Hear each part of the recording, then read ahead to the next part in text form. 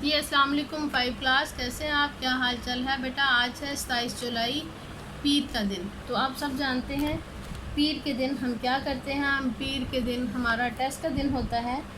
تو بیٹا آپ سب جانتے ہیں کہ جب بھی ہم کوئی سبق مکمل کر لیتے ہیں تو اس کا اگلا سٹیپ ہمارے پاس ٹیسٹ کا ہوتا ہے، تاکہ ہم اپنی پڑھائی کو پوری طریقے سے اس کو جانچ لیں کہ ہمارے مائنڈ میں کیا ہے، ہم نے اس کو کس طرح پڑھا اور کیسے ہم نے اس کو سولو کرنا ہے۔ ٹھیک ہے، ہم نے اپنا سبق چاند پر انسان کا پہلا قدم کے بارے میں ضروری معلومات حاصل کی۔ اس کے بعد ہم نے اس کے سوالوں کے جواب ڈھونڈے، جو کہ ہمیں ایک تفہیم کی پریکٹس کا کام دے رہے ہیں۔ اس کے بعد ہم نے اس کے جملے لکھے، پھر ہم نے مرکب الفاظ ڈھونڈے کہ مرکب الفاظ کیا ہوتے ہیں۔ مرکب الفاظ جو ہوتے ہیں دو الفاظ کا مجموعہ ہوتا ہے جو بابانی الفاظ بن جاتے ہیں، تو ان کو ڈھونڈنے کا نام مرکب الفاظ ہے۔ پھر ہم نے اس سبق کا مرکزی خیال پڑھا، اور مرکزی خیال آپ سب جانتے ہیں کہ مرکزی خیال خاص اور مختصر کر کے، مخصوص کر کے شاعر یا مصنف کے بارے میں اس کا لب لباب لکھنا ہوتا ہے کہ اس کا مقصد کیا ہے، وہ کیا کہنا چاہ رہا ہے۔ اس کے بعد بیٹا ہم نے واحد کے جمع لکھے اور ان کے جملے بنائے۔ اب یہ ہمارے ٹیسٹ کا ایک حصہ ہے کہ ہم نے اپنے ٹیسٹ میں اس کو شامل کیا۔ آپ نے واحد کے جمع لکھنے ہیں اور اس کے بعد آپ نے ان کا جملہ بنانا ہے۔ آپ کے پاس ایک سبق ہے، لفظ ہے اعلیٰ، اور دوسرا آپ کے پاس حدیث۔ آپ نے ان دونوں کے جمع لکھنے ہیں، اس کے بعد جمع کے آپ نے جملے بنانے ہیں۔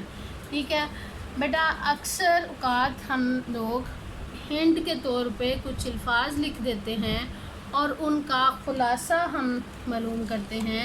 خلاصہ کا مطلب یہ ہوتا ہے کہ آپ اس کو شارٹ کٹ میں بتائیں کہ یہ بندہ کیا کر سکتا ہے اور اس کے کرنے کا کیا طریقہ ہے۔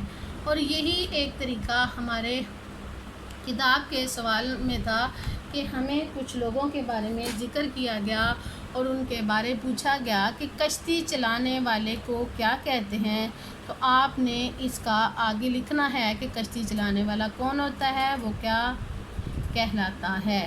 گیت گانے والے کو کیا کہتے ہیں، وہ کیا کہلاتا ہے۔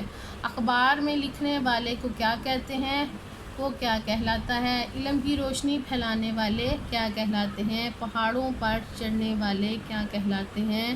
کھیتوں میں کام کرنے والے کو کیا کہتے ہیں۔ ٹھیک ہے، یہ آپ کے پاس 6 فقرے ہیں اور ان کے آپ نے آگے لکھنا ہے کہ یہ فلاں لوگ کون سے پیشے اختیار کرتے ہیں، اور اس کے بارے میں آپ بتائیں گے۔ ٹھیک ہے، اب آگے ہمارے پاس ایک اور چیز آ جاتی ہے کہ مشابہ الفاظ۔ تو بیٹا مشابہ الفاظ اصل میں یہ ہوتے ہیں کہ دو لفظ ایک ہی آواز کے ہو جاتے ہیں ہمارے پاس، اور ان آوازوں کو کا فرق بتانے کے لیے آواز ایک ہی ہوتی ہے ہمارے پاس، لیکن اس کا فرق تھوڑا سا یہ آ جاتا ہے کہ مطلب میں فرق آتا ہے۔ اسی طرح ہمارے پاس یہاں پہ کچھ مشابہ الفاظ ہیں اور اس کے ساتھ وہ آپ نے ایک سنٹینس میں مکمل کرنے ہیں۔ آپ نے سنٹینس میں اس کو مکمل کرنا ہے، جیسے کہ کسان کھیت میں ڈیش چلا رہا ہے، تو کسان کھیت میں کیا چلاتا ہے۔ ان دونوں آپشن میں سے آپ نے درست آپشن جو ہے اس خالی جگہ بورڈ پہ لکھنا ہے۔ آگے ہے یہ ڈیش بہت بلند ہے۔ اس میں 2 لفظ لکھے گئے ہیں، عمارت اور عمارت۔ ایک عمارت جو ہوتا ہے وہ ہوتا ہے دولت کی امیری، دوسرا ہوتا ہے جو بلڈنگ ہوتی ہے۔ یہاں آپ کو جو مناسب لگے آپ نے وہ لکھنا ہے۔ علی ایک ڈیش لکھا آدمی ہے، یہاں پہ ایک پڑھا ہے اور ایک پڑھا ہے، جو آپ کو درست لگے وہ آپ نے اس خالی جگہ پہ لکھنا ہے۔ ڈیش لوگ ساری زندگی مشقت کرتے ہیں، بعض اور بعض دونوں لفظ آواز ایک کے ساتھ ہیں لیکن ان کے مطلب الگ الگ ہیں۔ آپ کو جو درست لگے آپ نے اس کے اندر لکھنا ہے۔ اس سے آپ کو پہچان ہو گئی کہ مشابہ الفاظ کی پہچان کس طرح ہوتی ہے اور مشابہ الفاظ کو کس طرح ریکوگنائز کرتے ہیں۔ تو بیٹا آج کی آپ کی ڈائری کیا ہوگی کہ آپ کا ٹیسٹ لیا گیا اور آپ نے یہ ٹیسٹ رات 12 بجے سے پہلے سبمٹ کروا دینا ہے، ٹھیک ہے؟ اپنا بہت خیال رکھیے گا، اللہ حافظ۔